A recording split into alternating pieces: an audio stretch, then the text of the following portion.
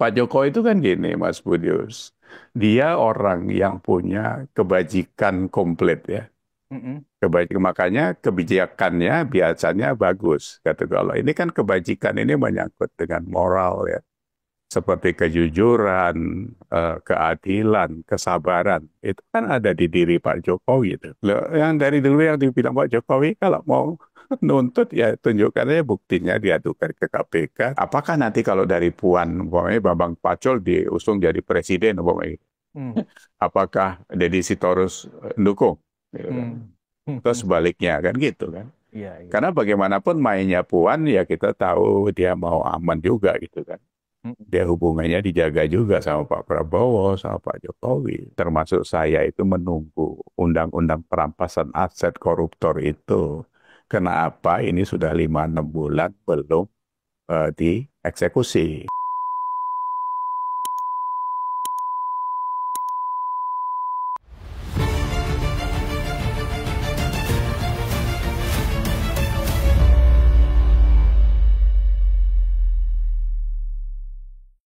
Bismillahirrahmanirrahim. Assalamualaikum warahmatullahi wabarakatuh. Penonton Ruang Waalaikumsalam. Konsensus Untaking Indonesia, kembali berjumpa bersama saya Budius Ma'ruf Piliang. Dan hari ini saya bersama senior saya. Nah, kemarin beliau sudah datang ke studio ini, ya kan? Tapi kali ini kembali ke markas di Sidoarjo bersama Bapak Iyas Subiakto. Apa kabar, Pak? Assalamualaikum. Salam. Alhamdulillah baik Mas Budi. Sehat, Pak ya? Ya sehat masih dalam Sekolah suasana puasa ya, Pak? puasa. Puasa ya? Masih Alhamdulillah Sip. masih. Pak Yas mungkin sudah Ya. lihat ya. Kemarin Pak Yas ada di sini nih. Kapan lagi nih bergabung di sini, Pak? Next week Ya, ya? kita Atau habis nunggu Lebaran? lah. Habis Lebaran aja Habis lah. Lebaran lah ya. Ya. Siap. Pak Yas, Yes. sebagai seorang senior yang sangat rajin mengamati perkembangan dunia politik kita, khususnya politik mutakhir ya. Ini Oke. perkembangan terbaru, penonton kayaknya ingin mendapatkan semacam perspektif dari seorang Iyas Subiakto. Terakhir itu sudah jelas nih Pak Iyas. Ternyata perang terbuka nih antara PDIP dengan Pak Jokowi. Kalau kemarin kan Iya. masih perangnya sembunyi-sembunyi ya, artinya Pak Jokowi tidak Iya. menunjukkan sikap berlawanan, menerima dan seterusnya. Tapi minggu kemarin, gara-gara Deddy Sitorus punya statement, sepertinya perang terbuka sudah diketok palu, ya kan? Nah, itu eh, sempat gegap gempita dunia sosial media. Harusnya Pak Jokowi dari kemarin bersikap seperti yang disampaikan tempo hari waktu di Solo, bahwa sabar orang itu ada batasnya. Dan Iya. itu dengan ekspresi yang sangat serius Serius, dari Pak serius, Jokowi. serius. Tidak pernah ada statement seperti itu dan juga dengan ekspresi yang seserius itu. Dan PDIP harus bertanggung jawab sebenarnya. Bertanggung jawab dalam arti ya harus menunjukkan siapa nama utusan yang dimaksud. Ya kan begitu, Pak? Iya, Kemudian harusnya. katanya utusan itu mengatakan ada 9 orang yang akan ditarget kalau Pak Jokowi dipecat dari PDIP waktu itu kan Desember 2024 kalau nggak salah ya. Nah, kalau menurut Pak Iyas, apakah benar perang terbuka sudah terjadi? Karena sampai hari ini belum ada tuh Pak langkah-langkah dari Pak Jokowi yang Pak Jokowi yang mulai attacking ya ke PDIP. Nah, Nah, menurut Pak Iyas, ini pertanda apa? ini kan gini, Mas Budius. Sebenarnya kan kalau ngomongin urusan ini kan saya setahun terakhir lah ya. Kan ribut terus gitu ya. Cuma orang ini kan nggak sadar anak orang-orang ini. Deddy Sitorus, Adiana Putupulu, Hasto, ini kan ya 11-12 semuanya. Nggak tahu memang framingnya seperti itu. Memang dibuat mereka di depan, ya kita nggak tahu. Ngomongnya itu ngalor ngidul, ya. Dari mulai Hasto, ada video, ada dokumen di Rusia. Presiden jeder sampai sekarang nggak pernah nongol itu kan gitu kan. Nah, ini Deddy Sitorus juga sama kan. Mancing-mancing kayak gitu. Yang dihadapi orang itu suhu itu. Bukan Jadi cupu ya. kalau iya bukan cupu itu suhu. Makanya dia tenang. Saya Pak Jokowi itu kan. mesem. Karena dia kalau menerima sesuatu itu kan apa ya? Pak Jokowi itu kan gini, Mas Budius. Dia orang yang punya kebajikan komplit ya. Mm-mm. Kebajikan, makanya kebijakannya biasanya bagus. Kata kalau ini kan kebajikan ini menyangkut dengan moral ya. Seperti kejujuran, keadilan, kesabaran. Itu kan ada di diri Pak Jokowi itu. Jadi saya dapatkan dari beliau itu itunya yang paling kuat. Karena kita tahu latar belakang beliau seperti apa. Nah, jadi kalau sekarang Pak Jokowi ngomong itu saja, ngomong kemarin reaksi yang satu dua patah kata itu saja, Mm. untuk sementara cukup dulu gitu. Karena begitu dia jawab saja sudah Deddy Sitorus juga kelimpungan juga gitu kan. Mm. Kemarin malah ada statement Deddy Sitorus kalau Pak Jokowi mau ngopi-ngopi nanti saya kasih tahu gitu ya siapa utusan itu loh. Masa kelasnya Pak Jokowi ngopi sama Deddy Sitorus? Nggak kelas ya menurut Pak Yas ya? Ya bukan bukan merendahkan Deddy Sitorus. Iya, iya. Tapi kalau mau cari apa ya ya kelas bantam ya jangan jangan mau main sama kelas berat bos. Ya bisa dikuliti loh gitu kan. Ya, itu saya pikir reaksi Pak Jokowi ya seperti Mas Budius katakan tadi dan kawan-kawan di lapangan juga sama. Hmm. Sebenarnya terlalu lama Pak Jokowi kalau menurut ukuran kita gitu. Kita ini kan orangnya nggak sabaran gitu kan. Benar. Ya kan? Dibantai sana sini kayak gitu dia tenang saja mesum. Ya dari adili Jokowi sampai sekarang kan di medsos begitu luar biasanya entah siapa yang Hmm. modalin itu ya kita bisa baca lah ya. Adili Jokowi semua keluarganya. Loh, yang dari dulu yang dibilang Pak Jokowi kalau mau nuntut ya tunjukkan aja buktinya diadukan ke KPK atau di mana di ranah hukum yang lain ya silakan gitu. Masa teriak-teriak aja kan gitu. Jadi Kira-kira menurut saya bentuk attacking dari Pak Jokowi selain diam aja seperti yang Pak Yas maksudkan itu, apalagi Pak? Apakah misalnya beberapa nama dari 9 itu mulai akan dipanggil kejaksaan atau KPK atau seperti apa Pak Yas? Karena kan ini battle-nya kan sudah jelas. Battle ini sebenarnya antara Megawati dengan Jokowi sebenarnya ya kan. Megawati merasa kasus Hasto ya tetap dianggap sebagai politisasi hukum dan itu bentuk dari reaksi dari Pak Jokowi ketika beliau dipecat dari PDIP. Kan begitu Pak. Gimana Pak Yas? saya sih bisa iya bisa tidak. Rivalitas yang selalu dibangun oleh Bu Mega ini kan efeknya jelek gitu kan. Jadi kan kalau kita pakai analogi yang apa ya, kan sekarang kita selalu bilang di negeri ini kan kalau bisa dipersulit ngapain dipermudah gitu kan. Mm-mm. Nah kalau Bu Mega kalau bisa dipermusuh ngapain diperkawan kan gitu. Jadi semua yang berseberangan dijadiin musuh gitu. Sebenarnya kan itu tidak bijak dari dulu kan seperti itu. Nah, kalau urusan dengan beda pilihan yang memicu sampai sekarang ini ya orang semua tahu lah. Karena terus efeknya kan Ganjar kalah dan sebagainya. Nah, kalau di pertanyaannya kapan nanti Pak Jokowi bereaksi lebih besar lagi itu, saya pikir yang seperti saya katakan tadi, ini orang sabar, orang punya kebajikan yang luar biasa.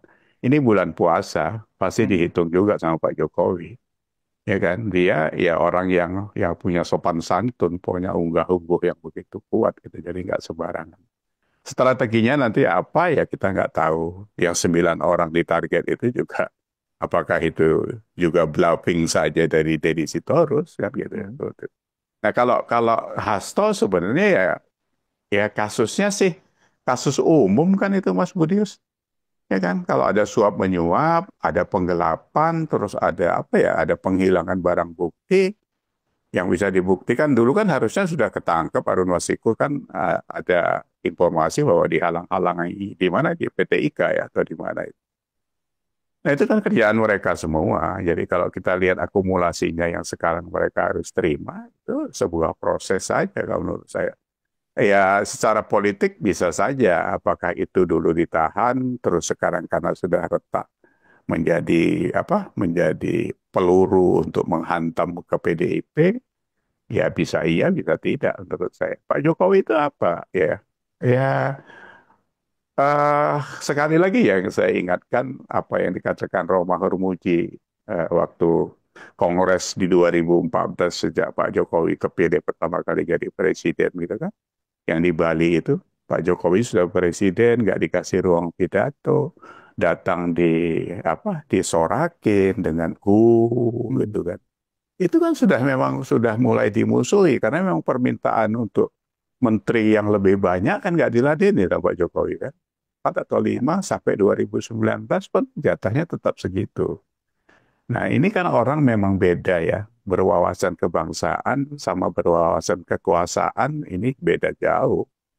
Beda jauh. Jadi yang satu kepentingannya kekuasaan untuk melanjutkan apa yang sudah didapat, sementara yang satu adalah bagaimana berkelanjutan sebuah pembangunan atau mengurus negara ini.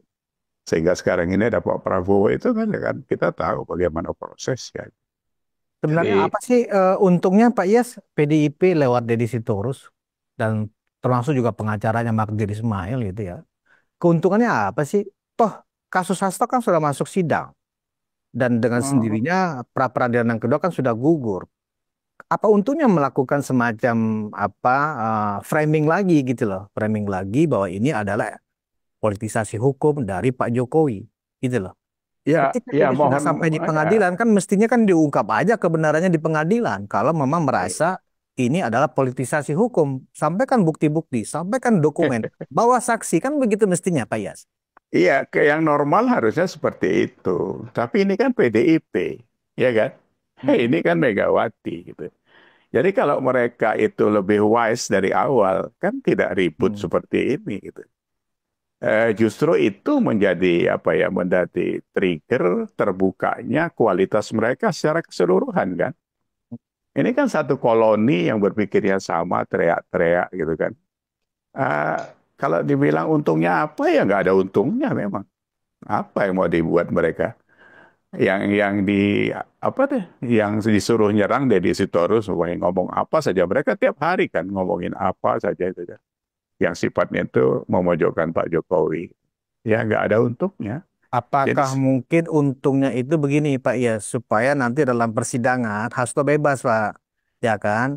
Kalau nggak nanti dibongkar nih bahwa benar Pak Jokowi benar apa telah mengirim utusan namanya si Mr. X, kemudian diungkap namanya. Kemudian 9 orang yang ditarget itu memang atas perintah Pak Jokowi. Sehingga kalau itu dibongkar, seolah-olah Pak Jokowi memang dari awal terbukti telah melakukan intervensi hukum untuk melindungi dinasti politik keluarganya, kan begitu teori dari PDIP. Menurut Pak Yas, kira-kira untung yang akan diharapkan dari PDIP apakah seperti itu? itu kan kita tidak tahu secara detail Mas Budius. Hmm. Kalau itu yang terjadi dengan sosok Pak Jokowi, ya berarti kita selama ini salah memahami Pak Jokowi, gitu kan. Mhm. Tapi kalau sampai sekarang saya masih yakin dia tidak seperti itu. Jadi ini framingnya PDIP saja gitu kan. Mengada-ngada, membuat satu gerakan yang nantinya akan seperti ini. Itu kan strategi mereka itu. Ya kan? Kan ada di marketing itu ada dua ya. Taktik dulu baru strategi gitu kan. Nah siapa yang pakai itu sekarang? Pak Jokowi yang pakai atau PDIP yang pakai? Mhm. Iya kan? Mhm. Kalau mereka punya analisa yang bagus, punya kepribadian yang bagus, punya pemikiran yang bagus, ya tidak seperti ini memang. Mereka kan harusnya gini ya, kalau kita pernah belajar ya Mas Budi, saya orang-orang lama kan masih punya, sama saya masih pakai sampai sekarang, dari sudut marketing, dari apa, yang SWOT analysis itu kan. Ya, SWOT ya. Ya, iya, SWOT itu paling paling efektif dipakai. Strengthen-nya apa di PDIP menghadapi Jokowi inilah, bukan ngajari deh. Ya. Menghadapi Pak Jokowi ini strengthen-nya apa PDIP? Apa masa atau 16%, apa-apa gitu strengthen gitu kan. Terus apa? Weakness-nya apa gitu. Kalau ini diserang seperti apa baliknya dan sebagainya. Opportunities-nya apa? Yang terakhir ancamannya apa? Masa orang-orang yang into apa Orang-orang intelek hebat di intelek, sana ya. hebat lah ada todung Oh, ada nggak bisa segala macam. menganalisa SWOT itu secara terukur, kan begitu? Iya dong, masa aduh partai besar punya apa nih punya sekolah partai punya segala macam. Ini yang dibesarkan apanya di sekolah partai itu? Mulutnya, suaranya. Kan nggak gitu. Jadi kualitasnya yang saya lihat agak sedikit ada question mark juga di situ. Ini kan sekarang udah kebaca orang. Yang membuat mereka makin lemah itu karena medsos begitu terbuka sekarang. Jadi kebaca orang, teriak pagi itu langsung sampai seluruh Indonesia kan gitu. Terus yang diomong itu omong kosong semua itu. Dijengkali orang sekarang. Ya, kalau sekarang mau fight sama Pak Jokowi, kalau mereka punya data, punya apa-apa yang bisa menyerang Pak Jokowi, ya silakan saja. Nanti rakyat yang akan menilai kan gitu, Mas Budius. Ya. Kira-kira persepsi publik dengan sikap PDIP yang seperti ini, apakah kemudian, oh ternyata Pak Jokowi ada begini-begini nih, kemudian menjadi ragu dengan apa dalam memberikan dukungan selanjutnya kepada Pak Jokowi dan keluarga, atau ternyata itu tidak berpengaruh di mata publik secara mayoritas? Menurut Pak Yas gimana framing yang Enggak, dibangun oleh Deddy Sitorus ini? enggak ngaruh. Nggak ngaruh. Enggak ngaruh sampai sekarang. Saya kan ngobrolnya sama kelas-kelas akar rumput di sini banyak. Mm-mm. Enggak ngaruh karena sekarang sudah nggak digubris. Dari Mm-mm. sejak apa ya, dari sejak kemarin waktu kampanye Pilpres sampai pemilihan itu kan di situ menunjukkan sikap yang luar biasa. Saya kan pernah ngomong sama Mas Budius di sekitaran saya ini begitu kuatnya PDIP ambrol semua. Nah kalau dia udah ambrol di dalam, bagaimana dia mengangkatnya lagi? Apalagi sekarang perang terbuka seperti ini kan orang makin melihat kualitasnya. Apalagi kalau tidak bisa dibuktikan. Wong kemarin Hasto aja ditunggu orang kan itu. Ada video, ada segala macam yang dibilang di Rusia, diumpetin di kamarnya Putin kali ya, kemana-mana. Nah, ini jeder nggak ada apa-apanya. Videonya video Hasto beropini sendiri. Ketawa orang tuh. Sudah nggak bisa, Mas. Jadi nggak ada ngaruhnya. Buat saya sih, saya bisa bisa mengatakan itu kok. Ya, kita harus tahu juga bahwa kepanikan PDIP ini kan menyangkut 2029. Karena kalau Pak Jokowi masih begitu kuat Mhm. pengaruhnya, siapapun nanti yang diusung menjadi presiden atau pasangan presiden wakil presiden, itu cawe-cawenya dampaknya gede, bos. Sementara dia sudah pecah kongsi sama Pak Jokowi, PDIP, dan tidak punya siapa yang calon kuat dari PDIP. Mau diajukan Ganjar lagi ya, gulung tikar. Iya, Kalau kalau menurut kalau Pak Yas bagaimana ya menilai ketika sidang perdana kemarin di Pengadilan Tipikor itu Hasto melakukan orasi politik dan mengatakan dirinya adalah tahanan politik bukan tahanan koruptor gitu loh Pak Yas. Seolah-olah ingin men-underline lagi bahwa Hasto itu menjadi tahanan politik gara-gara dendam dari Pak Jokowi dan keluarga. Dan itu seolah-olah benar-benar diamplifikasi sedemikian rupa oleh tim komunikasi dari PDIP di banyak kanal gitu loh, Pak Iyas. ya, ya itu sebuah usaha lah biasa lah politik ya Mas Budius. Tahanan politik seperti apa? Wong kasusnya jelas. Penyuapan kepada KPU kan itu yang diusut terus kan. Menghilangkan barang bukti dan sebagainya. Kalau dikaitkan sama politik, ya bisa-bisa saja. Tapi menurut saya sudah jelas terang benderang Pak, kasusnya Hasto itu. Kalau prosesnya saja kan 3 kali berkirim surat Hasto dan Bambang Pacul, Hasto Yasona, Hasto Bu Megawati yang mengajukan Harun Masiku untuk PAW itu kan. Hmm. Padahal dia suaranya cuma 5.800 sekian kan. Hmm. Sementara Priska siapa itu namanya itu yang 44.000 itu. Ini kan sama juga dengan kasus-kasus yang lain di Jawa Timur di mana-mana. Jadi saya pikir ya itu framing Mas Budi sebuah usaha bisa membelokkan ini. Tapi kalau sekarang opini yang dibentuk itu tidak merubah apapun proses hukum di KPK dan persidangan. Saya pikir Hmm. itu. Kita lihat aja nanti, ya kan? Saya Mungkin pikir ingin itu. menyamakan dengan Bung Karno, Pak Iyas kan Bung Karno memang beberapa kali kan menjadi tahanan politik, tapi kan semua orang dalam lembaran sejarah kan memang jelas ya pada saat itu memang Bung Karno, Bung Hatta dan sejumlah pejuang-pejuang yang bersama Bung Karno itu memang tahanan politik statusnya kan begitu ya kan. Ya, Hasto kan ingin menyamakan seperti itu tuh Pak Yas. nggak bisa lah terlalu kecil lah dibandingin Bung Karno. Bung Karno itu orang yang begitu besar, didaulat banyak pihak kan. Walaupun ada kisruh juga kan di dalamnya. Mhm. Ya tahanan politik yang terjadi zaman Pak Soekarno ya memang 20 tahun dia menjabat itu situasi perpolitikan Indonesia kan naik turunnya juga tidak mudah itu kan. Mhm. Jadi bisa digoyang kemari, dibuang ke sana, geser kemari karena Belanda juga masih ada waktu itu ikut campur tangan kan gitu. Jadi bisa aja itu tahanan politik karena ini mau dibungkam mau segala macam. Nah kalau sekarang Hasto buat apa? Apa pengaruhnya Hasto sama Indonesia? Ya kan? Terlalu dibesar-besarkan. Ya, kalau Karena ngukur, dianggap Hasto selama ini kan paling vokal Pak Yas mengkritisi Pak Jokowi sewaktu masih menjadi presiden khususnya 1 tahun terakhir ya 2023 2024. Hasto paling kritis mengkritisi khususnya ketika beda jalan saat Pilpres kan begitu sehingga kemudian karena Hasto terlalu kritis kemudian di proses hukum seperti ini, dikriminalisasi seperti ini, dipolitisasi seperti ini oleh Pak Jokowi. Dan yang menarik lagi, Pak Yas, baru pertama kali ya terdakwa di Tipikor itu bertindak seolah-olah seorang pahlawan pejuang rakyat. Nah, ini kan menarik juga fenomena yang dibangun oleh PDIP ini, Pak Yas.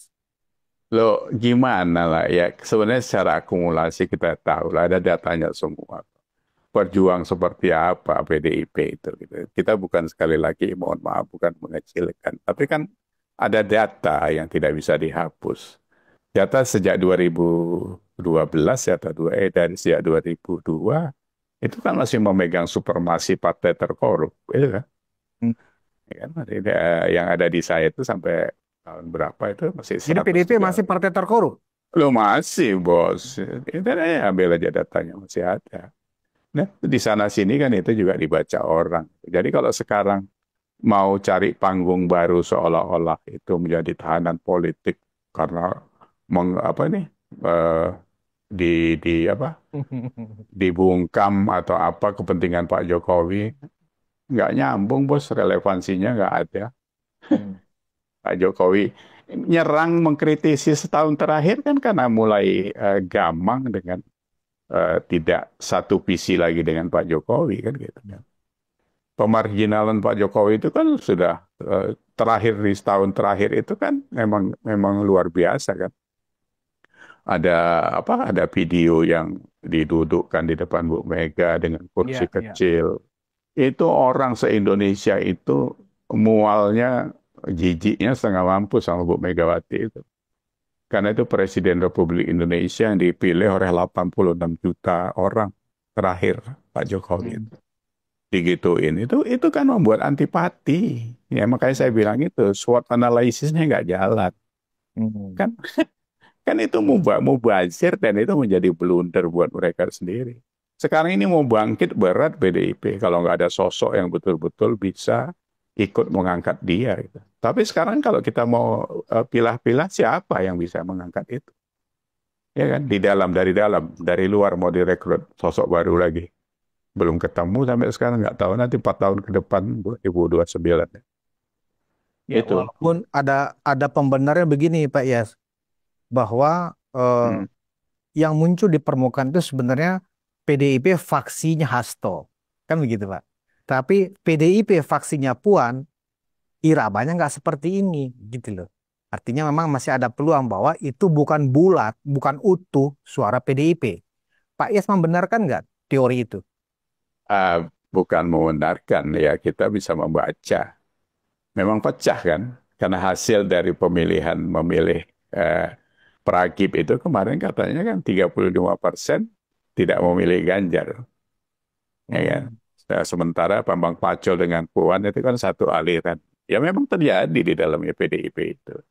Nah nanti setelah ini kita lihat paksi yang mana yang paling kuat. Gitu. Ini paksinya Deddy Sitorus, Adian Apitupulu, dan Ganjar dan sebagainya itu kan emang sudah kebaca lah, kita udah lama baca itu juga. Karena begitu ademnya Puan kalau menghadapi Pak Jokowi, Pak Prabowo, Bambang Pacul dengan Gibran juga masih peluk-pelukan. Kemarin saya yang lucu sepintas ngeliat videonya si Mas Hinton sama Bobi Nasution. Ya, ya ketemu di Tapteng, bara berjandaan, pukul-pukulan. Itu kalau dilihat, Lucu ya. lucu, dilihat Bu Megawati sakit hati Bu Megawati itu.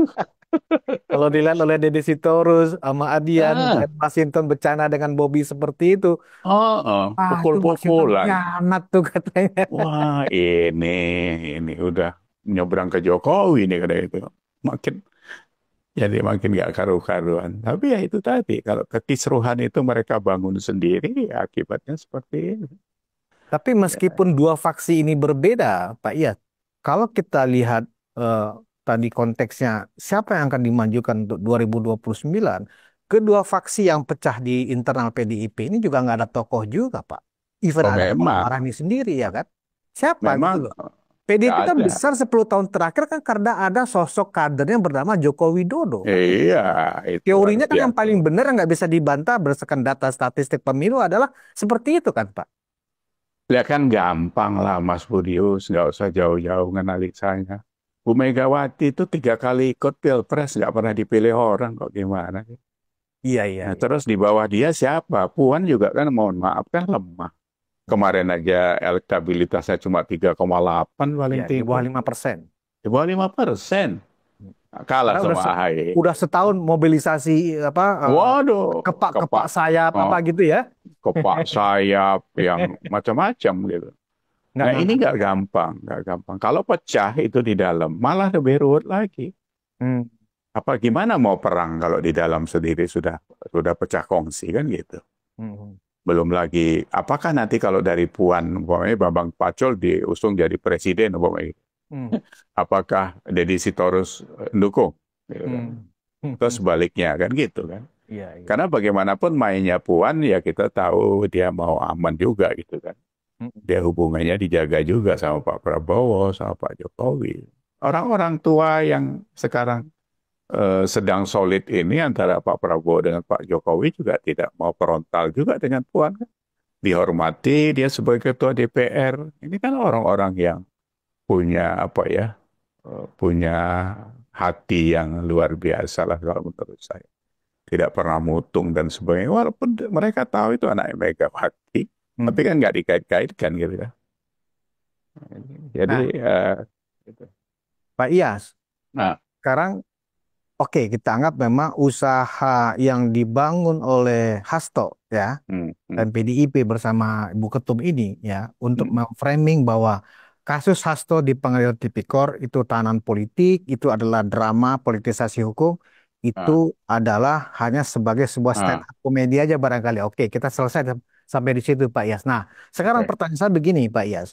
Ah, Sebulan yang lalu kita pernah berdiskusi juga di sini, ya kan? Pak Yas mengatakan begini, teorinya yang benar itu adalah apakah mungkin ya kan Jokowi dan Prabowo ini bisa pecah karena Megawati ya toh.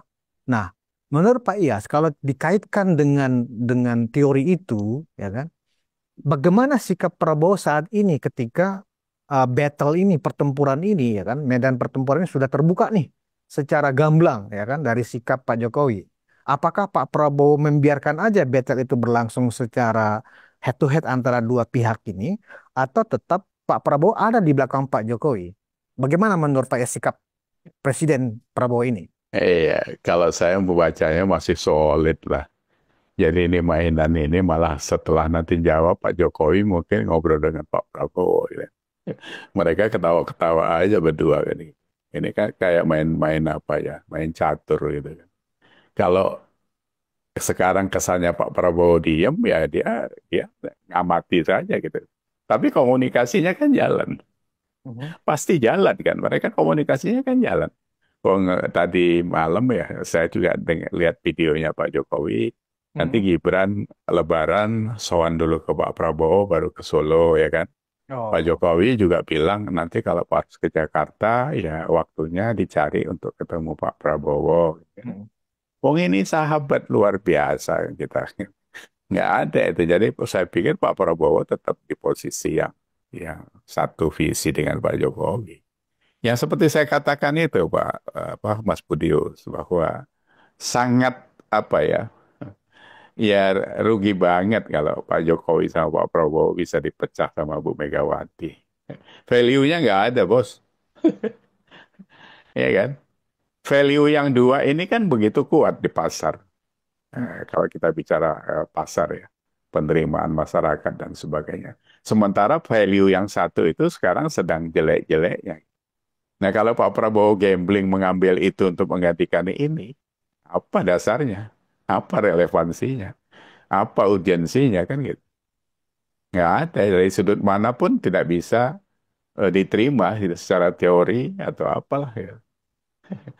Saya Ya kan? mendengarnya begini Pak Yas, dalam rangka Gimana? Idul Fitri juga ya kan, Ah, ah, open house ya, biasanya kan presiden itu juga menerima para tokoh oh, termasuk masyarakat. Yang saya dengar nih, ah. eh, ya anggap aja rumors ya, bahwa justru Ibu Mega rencananya akan datang berlebaran ke rumah Pak Prabowo. Dan di situ mungkin ada pembicaraan. Nah, tentu Pak Prabowo nggak mungkin menolak kedatangan itu, apalagi itu Lebaran kan gitu ya Pak ya. Oh Nah, iya. apakah ini dianggap sebagai bagian dari manuver yang akan dilakukan PDIP untuk mencoba merangkul Prabowo? Karena kan jelas permintaannya hasutan atau permintaan lah ya, kalau bukan nggak boleh kita sebut sebagai hasutan. Deddy Sitorus juga bilang meminta kepada Presiden Prabowo untuk menutup komunikasi dengan Pak Jokowi dan menutup peluang untuk jangan sampai dinasti politiknya Pak Jokowi ini ada di pemerintahan Pak Prabowo. Kan itu permintaan Deddy Sitorus jelas itu, Pak. Iya. Eh, jadi gini ya, mereka kan dari kemarin-kemarin sudah bicara dinasti segala macam. Sekarang yang bangun dinasti itu siapa? Ya kan? Memang Bu Megawati nggak bangun dinasti dengan cara-cara yang quote and quote sebenarnya kotor juga membangun itu gitu. Mm-mm. Nah, kalau kalau dikaitkan dengan oh nanti open house Bu Megawati ke Kertanegara umpamanya atau kemana lah gitu Atau ketemu ke Pak Hambalang Prabowo misalnya ya atau kan. ke Hambalang, ya sah-sah saja wong itu Lebaran gitu. Tapi dalam konteks yang seperti ini kan tidak bisa semuanya 100% dikaitkan dengan kepentingan politik, Mm. ya kan? Pembicaraan mungkin bisa saja itu. Oh, dari kemarin kan sudah ada minyak urut segala macam waktu ulang tahun, kan nggak bisa ketemu kan gitu ya. Ini diusahakan mungkin untuk ketemu. Sebenarnya kan gertakan-gertakan itu childish banget gitu. Ya kan, Hmm. kalau menurut saya retreat kemarin itu ya tindakan konyol dan memalukan menurut saya. Hmm. Urusan negara yang diprogram untuk kepala daerah, kok bisa nyetop kepala daerahnya sendiri untuk tidak ikut. Itu kan sebuah apa ya, tapi itu kan coba-coba. Nah, gayanya ini sebenarnya penyerangan-penyerangan seperti ini yang saya lihat itu tidak pernah dianalisa. Ini efektif atau tidak gitu. Lo mau ngerudal atau pakai perang gerilya itu kan harus ada yang analisa. Apalagi ini perpolitikannya seperti itu yang dihadapi itu ada Pak Jokowi itu masalahnya, bos. Hmm. Kalau Pak Jokowi itu sudah tidak bekerja, auranya itu lain cerita. Pak Prabowo bisa saja di apa dibuat sebuah tekanan atau rayuan. Nah, sekarang masalahnya Pak Jokowi itu punya kontribusi besar terhadap apa yang dilakukan Pak Prabowo, apa yang terjadi pada diri Pak Prabowo, ya kan? Proses-proses Gibran ada di situ itu kan bukan proses yang mudah juga kemarin itu. Jadi saya tidak melihat potensi itu untuk bisa merubah hubungan Pak Prabowo dengan Pak Jokowi. Karena ini masih dibutuhkan sampai 2029. Jadi kalau Pak Prabowo masih kuat, saya pikir juga tidak Gibran tidak juga nafsu untuk menjadi presiden. Saya yakin kalau itu. Itu tidak Kalau mungkin. toh pertemuan Lebaran itu dianggap sebagai Ah, bagian dari untuk melakukan bargaining dengan Prabowo, artinya dari sisi untung ruginya apa yang diajukan oleh Bu Mega nanti semisal mama pertemuan itu ada, rasanya Prabowo berpikir nggak hanya sekali atau dua kali, mungkin lebih dari 10 kali ya untuk menerima ya kan, ajakan dari Bu Mega untuk berkoalisi atau ikut berkoalisi untuk kemudian menutup dinasti politiknya Pak Jokowi di pemerintahan. Itu tadi yang saya sampaikan Mas Budi, urgensinya apa gitu. Kalau melepas, Urgensinya untuk membebaskan Hasto, Pak Yas, iya, tapi mau Kongres April itu ini, ya kan? itu kan urgensinya PDIP. Oh, oke. Nah, urgensinya Pak Prabowo apa? Oh, Wong sekarang Gerindra juga di atas angin, apalagi ada Pak Jokowi, ada Gibran, ada siapa di situ. Nggak ada, koalisi merah putih kan kuat, solid. hmm. Jadi kalau sekarang PDIP berada di luar koalisi, tiba-tiba mau melakukan penyerangan yang brutal dan tidak sopan ini, itu merugikan mereka sendiri. Hmm. Dan ngapain masa apa ya kelas mainan seperti ini terus Pak Prabowo bisa luluh. Makanya saya bilang tadi itu nggak ada urgensinya. Pak Prabowo pasti ngitung lah. Melepas Pak Jokowi ngambil PDIP atau Bu Megawati itu bisa kena tulah dia, ya kan? Jadi, tapi ya sekali lagi karena ini politik, hidup juga masih koma kan, ya kan? Kita kan semuanya masih koma ini, belum selesai. Belum titik. Nanti, iya belum titik. Nanti Hmm. jadi apa, besok jadi apa? Ya, entah kata orang kan yang membalik-balik hati dan pikiran kan cuma Tuhan saja kan. Karena begini, Pak Yas, yang saya dengar, Bu Mega dan atau tim PDIP itu sudah menyusun sebuah pledoi, lah, anggap begitu ya, bahwa selama memerintah ternyata, khususnya 5 tahun terakhir, ya ternyata Pak Jokowi banyak menimbulkan masalah. Oh, contoh, kasus Pertamina kan terjadi di era kasus Pertamina yang mencapai 1.000 triliun kalau diakumulasikan selama hampir 5 tahun itu, ya kan, itu hampir mencapai 1.000 triliun. Kemudian misalnya BUMN karya yang semuanya sekarang lagi apa bermasalah, itu kan juga karena dipaksa melakukan tugas penugasan untuk membangun banyak infrastruktur, ya kan. Dan kemudian ternyata subkontraktor yang ditugaskan itu ternyata banyak menjual subkonnya ke yang lain sehingga negara juga dirugikan. Nah, sehingga eh, ingin dikesankan kepada presiden bahwa nggak ada lagi urgensinya juga untuk Presiden Prabowo terus melanggengkan koalisinya dengan Pak Jokowi, begitu kira-kira. Nah, kira-kira kalau amunisinya seperti itu yang disampaikan oleh PDIP kepada Presiden Prabowo, kemakan nggak sih sama Pak Prabowo melakukan Gini, seperti itu? gini Mas Budi, semua proses tidak ada yang namanya sempurna. Ya. Makanya kenapa di pemerintahan Pak Jokowi yang dipegang itu 5-6 menteri saja untuk nge-push target pembangunan kan gitu kan. Karena nggak semua 34 kementerian diberesin satu-satu. Nah, kalau kita ngomong Pertamina ya, 5 tahun terakhir ada Ahok juga sebagai komisaris utama di sana. Komisaris utama itu kan sakti sebenarnya, yang dibilang Hotman Paris itu kan. Jadi jangan sekarang teriak-teriak seolah-olah dia punya. Kemarin itu katanya punya data segala macam. Begitu datang malah dia yang kaget, datanya Kejaksaan Agung lebih detail daripada dia. Ini kan omon-omon lagi. Terus apa lagi? BUMN. Saya tahu memang seret bayarnya itu kawan saya di Medan ada yang sampai meninggal nggak dibayar. Hmm, hmm. Ya. Tapi itu kan proses yang dilakukan berlapis-lapis sebenarnya gitu. Jadi kementerian-kementerian itu kan sebenarnya mereka bertanggung jawab. Ya bukan kita menyalahkan Erick Thohir karena pemainan di bawah ini kan licinnya setengah mampus juga. Tidak bisa dikontrol. Lapisan layernya dari mulai Erick Thohir ke bawahnya layernya begitu luar biasanya. Nah, sekarang yang perlu kita harus terima itu adalah bagaimana dari hasil pembangunan itu, ya kan?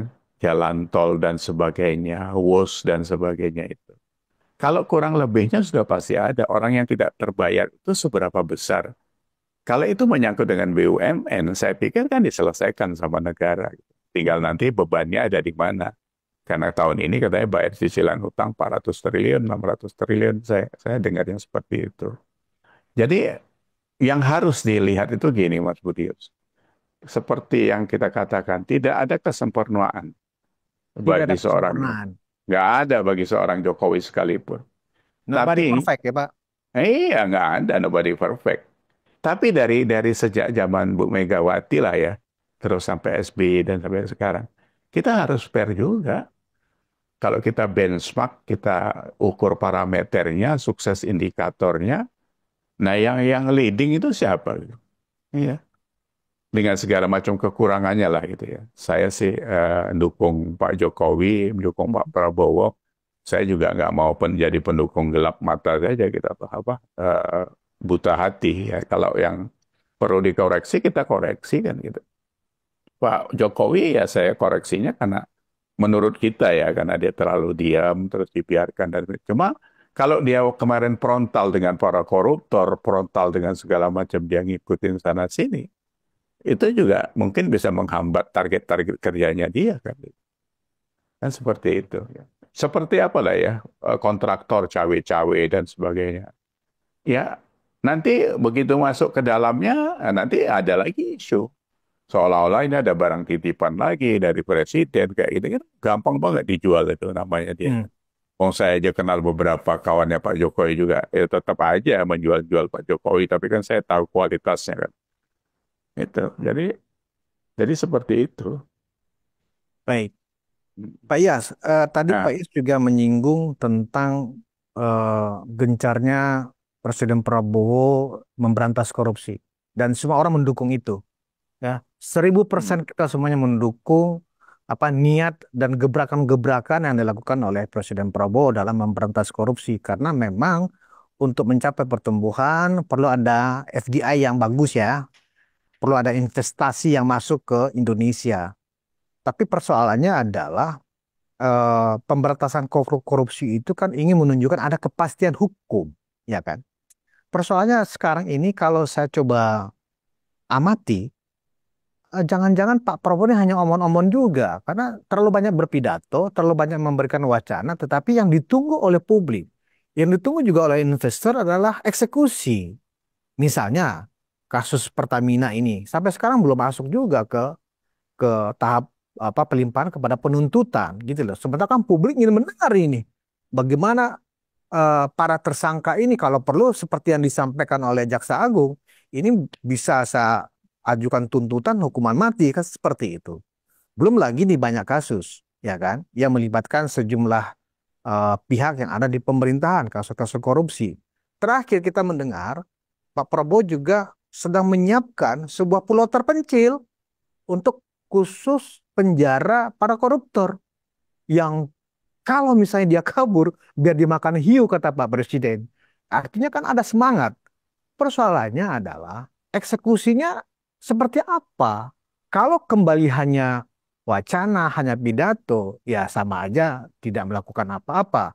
Dikaitkan, khususnya kalau dikaitkan dengan ketidakmampuan Presiden Prabowo dalam mengkonsolidasikan koalisi merah putih ini yang punya apa anak buah di parlemen untuk segera ya mengeksekusi RUU perampasan aset dan uang kartal.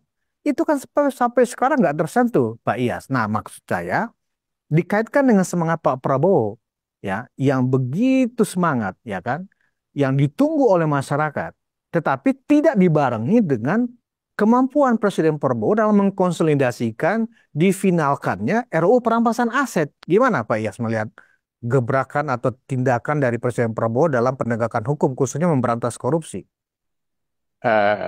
satu pertama saya mau jawab soal Pertamina kenapa tidak dilimpahkan sampai hari ini dan sebagainya. Itu saya pikir sama ya. Jadi berproses itu harusnya memang presiden tidak boleh ikut campur. Karena di sana sudah masuk ranah penegakan hukum. Saya nggak tahu kalau kepentingan politik yang kayak gitu bisa dibelokkan. Karena ya di zaman Pak Jokowi juga masih ada terjadi kan itu. Apakah itu deal-deal politik kita tidak tahu lah. Beberapa menteri yang masih langgeng sampai sekarang itu kan kemarin ya ada kasus-kasus yang tidak lanjut juga gitu ya. Atau Ya. yang seperti itu apakah buktinya nggak ada atau apa kita kan nggak bisa masuk ke ranah itu Mas Budius. Ya, Yang kita baca itu adalah bahwa saya setuju sekali dan masyarakat setuju sedang menunggu kita ini, termasuk saya itu menunggu undang-undang perampasan aset koruptor itu. Kenapa ini sudah 5-6 bulan belum dieksekusi? Hmm. Nah, kalau dulu kan Bambang Pacul bilang tunggu perintah komandan, katanya gitu kan. Karena Korea kan nggak kuat, katanya gitu. Nah, Hmm. sekarang ini yang ditunggu perintah siapa lagi gitu kan. Di sana ada Dasko, ada Habibur Rahman, ada siapa-siapa lagi yang setiap hari juga runtang-runtung sama Mbak Puan kan gitu. Apa ini juga menjadi satu pembicaraan dengan pola koalisi yang lain bahwa Hmm. ini harus ditahan, harus memang tidak diadakan gitu. Kalau sampai itu tidak terjadi, itu kemunduran menurut saya. Jadi pidato Pak Prabowo kan saya sudah sampaikan, jangan kebanyakan teriak, nanti sakit leher. Jadi yang penting eksekusi saja dulu satu ini yang ditunggu masyarakat. Karena nanti dari situ sebagai alat untuk apa ya mencegah itu bisa bekerja atau tidak gitu kan. Karena nanti Iya. ada ukurannya kan gitu. Nah, kalau tentang pulau, saya pikir ya sah-sah saja. Saya yang lalu juga usulkan kalau nanti bangun pulau untuk khusus koruptor, ya 6 bulan aja dikasih makan. Sisanya kasih bibit singkong, dikasih bibit pisang, kasih ayam, kasih apa supaya mereka buat makanan sendiri gitu kan. Nah, kalau undang-undang perampasan asetnya dieksekusi, itu bisa paralel untuk mengantisipasi kalau masih ada koruptor yang berani kan gitu kan. Ya. Tapi kalau kalau sekarang kan ininya belum jadi, jangan jangan pulaunya yang diurusin. Itu 2 tahun juga belum selesai. Sementara APBN tetap aja diincar orang-orang ini kan gitu kan. Hmm. Kan Pak Hmm. Prabowo kan mau menyelamatkan APBN yang bocor 30% itu kata Jaksa Agung malah ya. Ini kan eh, proses yang perlu cut off-nya itu harus jelas gitu. Jadi efisiensi sudah dilakukan. Hmm. Ini sekarang harus apa yang dilakukan. Jadi kalau perampasan aset itu saya pikir menjadi momok kalau Kendalanya menurut gimana saya. ya, Pak Iyas? Karena Ya, RUU perampasan aset itu kan terakhir Pak Jokowi sudah mengajukan surpres 2 kali kalau nggak salah, ya kan? Tetap nggak ya, digubris oleh DPR pada saat itu. Kemudian di era Pak Prabowo juga belum ada surpres baru untuk mendesak parlemen untuk segera membahas dan mensahkan segera RUU perampasan aset itu. Kendala Pak Prabowo di mana? Atau jangan-jangan juga Gerindra termasuk dari partai yang juga tidak sepakat untuk membahas itu atau memfinalisasi RUU perampasan aset. Nah, kalau memang seperti itu dugaan kita, buat apa ada pidato-pidato akan saya kerja sampai ke Antartika, ya kan? Saya akan bikin penjara di pulau terpencil karena tidak ada efek jera yang menakutkan orang atau pejabat, ya kan? Dengan perampasan aset itu benar-benar dimiskinkan itu Pak Iyas. Kalau nggak ada ancaman dimiskinkan dari lingkaran keluarga semuanya dengan RUU perampasan aset itu, artinya apa? Pemberantasan korupsi. Kalau seperti ini ya masih hanya sebatas wacana, Pak Iyas. iya. Jadi saya setuju memang. Jadi, tapi kita juga tidak tidak menutup apa ya. Ini kan sudah menjadi rahasia umum. Siapa sih di Senayan sana yang nggak makan uang haram? Ya kan? Kan Deddy Sitorus sudah bicara di depannya Pak Yusril di ILC ya. Hmm. Butuh duit 30-40 miliar untuk masuk ke Senayan. Itu ngembaliin modalnya bagaimana kan? Jadi kalau saya pikir ada konsensus pula di situ untuk ini tidak diteruskan. Kan? Kalau itu yang terjadi, kita hopeless sudah. Jadi apa yang mau dikurangi itu? Atau memang sudah dibuat aja lah disisihkan dari APBN itu Hmm. untuk partai 1.000 triliun gitu. Jadi nggak usah pakai korupsi lagi gitu. Dibajetin aja sekalian itu jadi beban negara kan gitu kan. Mau cari makannya kan dari situ semua mereka. Dari proyek, dari hengki-pengki, dari macam-macam. Itu kan nggak udah sudah menjadi rahasia umum. Kita tahu di lingkungan saya ini ya kita tahu. Kawan saya kan banyak juga di anggota DPR, PRG kan gitu. Ya, itu tadi tinggal Pak Prabowo bagaimana menghitungnya. Kalau sampai hari ini juga tidak terlaksana, belum dieksekusi, belum ada kabar dan sebagainya itu memang buat kita cukup mengkhawatirkan. Bagaimana? Kalau cuma pakai teriakan aja, himbauan teriakan, aduh, oh, sama Tuhan ya udah nggak takut ya, apalagi himbauan. Ya. Jadi agak Hopeless. sedikit rawan, Pak Yas tadi hopeless. menggunakan istilah hopeless. Ya, Hopeless kepada pendukung Prabowo aja atau ini hopeless kita seluruh rakyat kalau memang ya, RUU perampasan aset itu tidak berhasil diselesaikan oleh pemerintahan bersama DPR sekarang. ya saya pikir mayoritas karena kita ini sudah merasakan bagaimana sakitnya di akar rumput ini.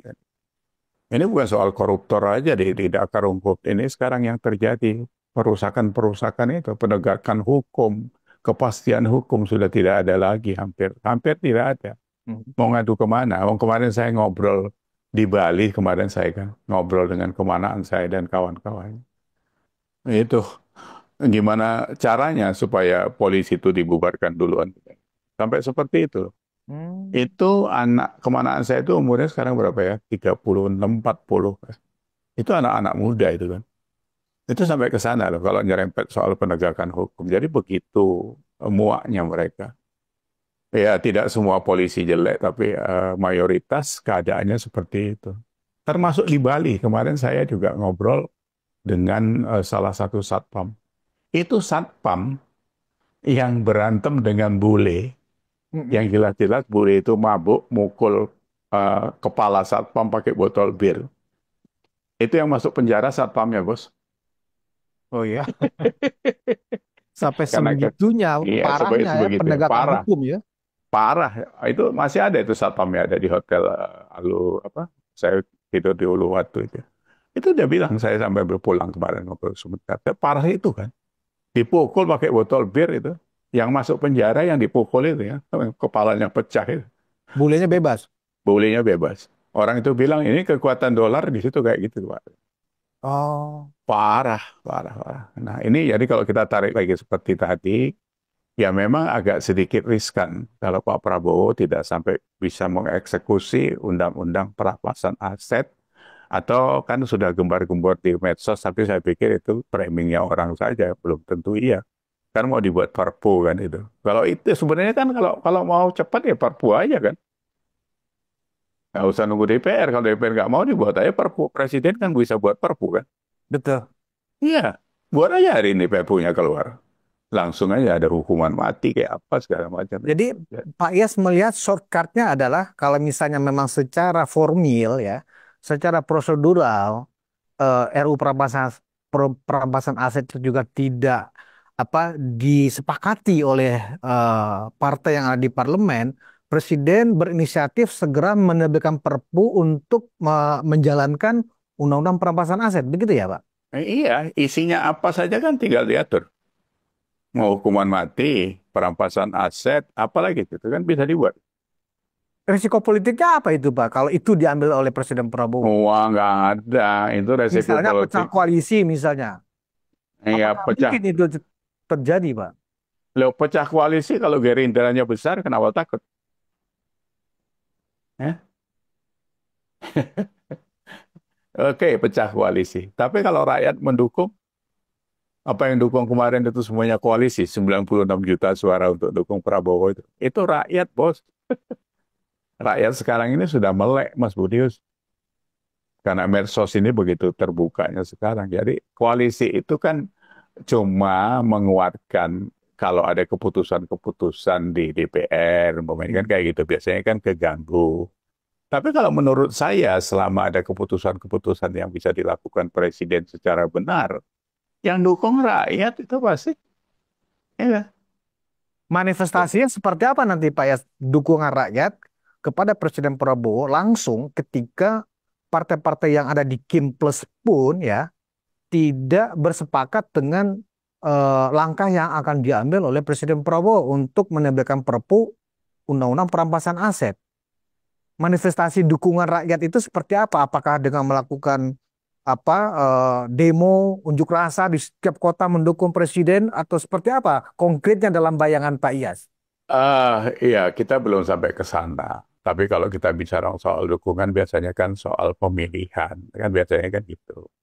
Kalau itu nanti terjadi chaos atau apa di tengah jalan, ya kita tidak tahu gitu. Mhm. Apakah DPR dan koalisi itu memerangi Pak Prabowo kalau dia mengambil keputusan yang benar, yang menguntungkan rakyat? Hmm. Saya pikir kan itu bisa reaksinya bisa macam-macam kan itu. Jadi kalau sekarang wadahnya sih belum ada. Wadahnya ya kalau kita mau gabung ya ke Gerindra semua kan gitu. Kalau Pak Prabowo mengambil sikap yang benar untuk Indonesia, kenapa tidak? Kan gitu. Kalau kita Kalau bicara itu.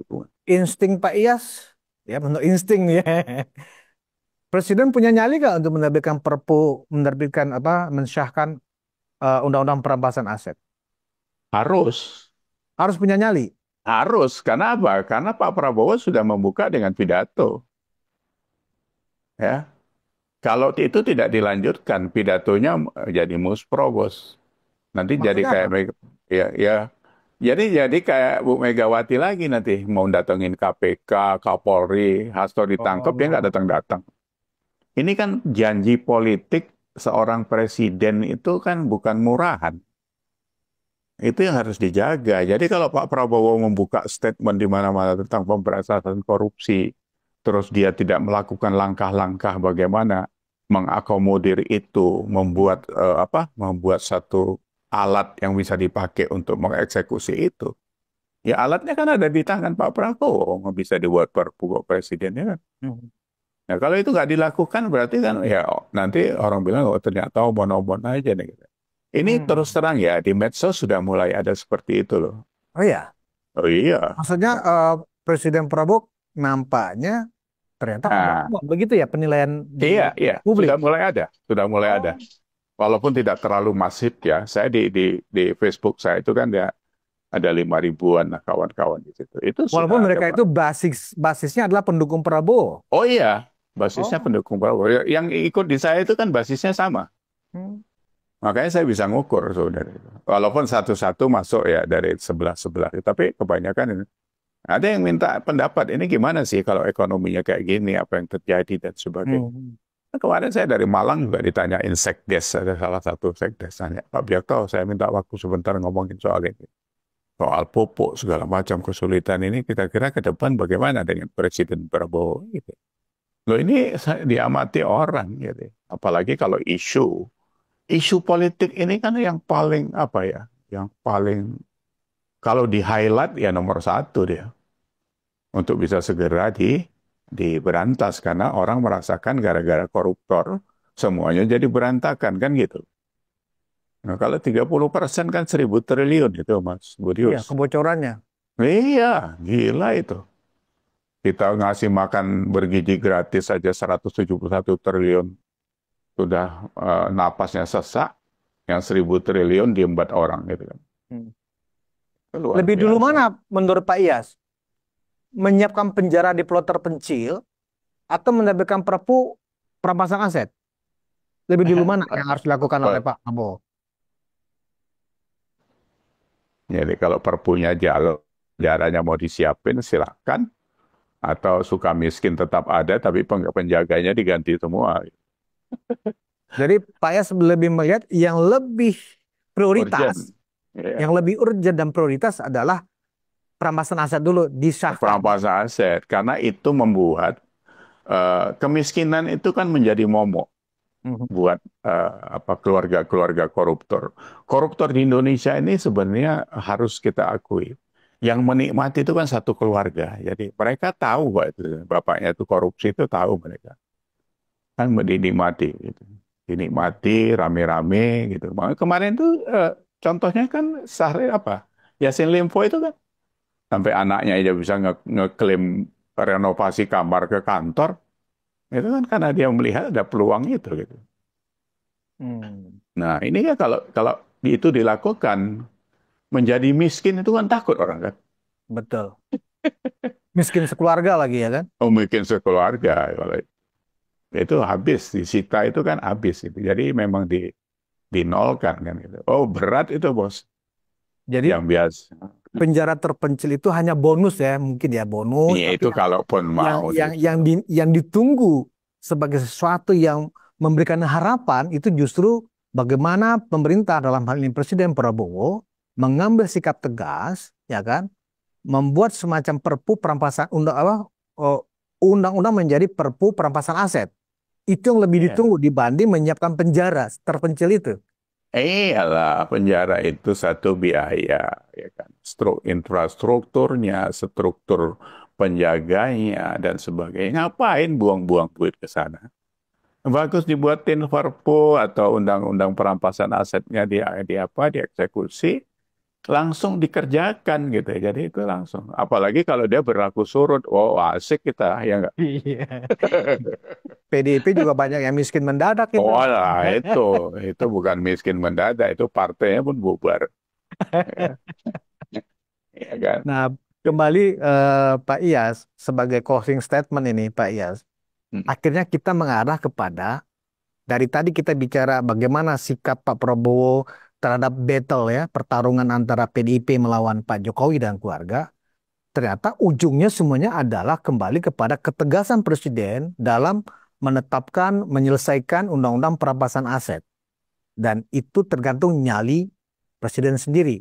Sebagai closing statement, apakah kita memang berharap seperti ini rasional, realistis, apa bukan kepada Presiden? Iya, saya pikir ini bobotnya besar, Mas Budius. Jadi kalau tadi soal Pak Jokowi apa, merespon Deddy Sitorus dan sebagainya itu remah-remah aja menurut saya. Remah-remah. Remah-remah saja itu Hmm. diselesaikan. Dibiarkan aja pun nanti kalau itu datanya nggak nongol ya hilang sendiri saja. Ya. Justru kita fokusnya eh, kasih masukan ke Pak Prabowo. Kita ini kan pendukung Pak Prabowo, ya. Bergeser dari Pak Jokowi ke Pak Prabowo. Eh, Masukan-masukan seperti ini harus didengar, gitu. Karena ini urgent banget undang-undang perampasan aset ini. Karena ini sangat dirasakan di masyarakat bahwa dampak dari korupsi-korupsi itu luar biasa. Apa yang nggak dikorupsi sekarang ini? Timbangan ayamnya dikorupsi, ya kan? Jadi menurut saya bobotnya ini besar sekali. Jadi Pak Prabowo bisa segera mengeksekusi apapun bentuknya yang bisa dipakai langsung untuk mencegah atau mengeksekusi para koruptor itu tadi. Harapan saya kalau bisa sih berlaku surut. Ya. Ya, itu saya pikir dari saya. Baik, terima kasih Pak Iyas Subiakto atas Yap. perspektifnya, atas insight-nya hari ini. Dan penonton Ruang Konsensus Unpacking Indonesia, eh, silakan Anda berikan komentar di kolom komentar. Ternyata saat ini yang kita butuhkan dari Presiden bukan sekedar pidato pemberantasan korupsi, tetapi yang lebih prioritas adalah bagaimana Presiden mengambil inisiatif. Kalau usulan dari Pak Ia salah menerbitkan Perpu, Undang-Undang Perampasan Aset, itu lebih prioritas karena memberikan efek ketakutan kepada koruptor atau calon koruptor. Karena mereka akan dimiskinkan secara keluarga manakala mereka kedapatan atau terbukti terkait dengan kasus korupsi. Dan ini perlu kita segera kita dukung sepenuhnya karena apa? Program-program populis yang dilakukan oleh pemerintah saat ini ya seperti MBG ya kan, kemudian juga swasembada pangan ya, perumahan rakyat itu butuh dana ratusan triliun. Kalau tidak dibarengi ya dengan undang-undang perampasan aset, bisa jadi MBG dan proyek-proyek populis yang memakan dana triliunan itu di kemudian hari juga akan ada kasus korupsi yang mungkin nilainya lebih fantastis. Demikian dulu dan kita berjumpa di episode selanjutnya. Wassalamualaikum warahmatullahi wabarakatuh.